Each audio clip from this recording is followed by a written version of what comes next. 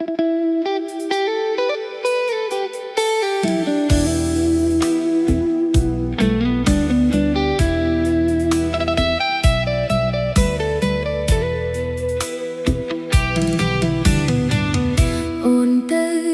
្ងាយឆោមឆា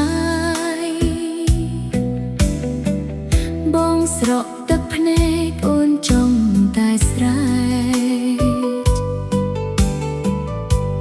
ថាអូនបែកព្រោះតែគ្រួសារអូនស្នេហ៍បងស្មោះមិនចង់ឃ្លាតព្រមមិនក្បត់សន្យាបងអើយមេត្តាមេត្តាស្ដាប់សំដីស្រីផងអូនសែនខូចចិត្តអាណិតនៅរៀមរាអូនមិនសាវាដោយពាក្យគេថាចិនដាមិនក្បត់បងសោះនឹកប្រោះរាល់រាត្រីគ្រួសារអូនខំមើលស្រាលប្រស្មោះអូននៅអាឡោះ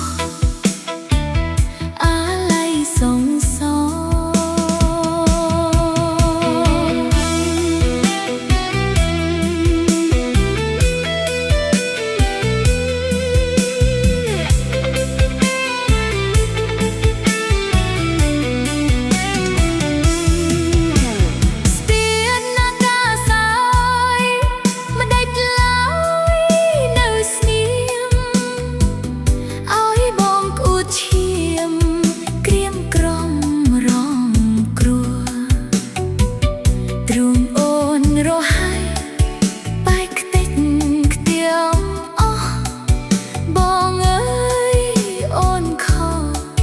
រស់ទាំងបងខំអូនទៅស្រុកគេនៅតែស្នេហ៍បង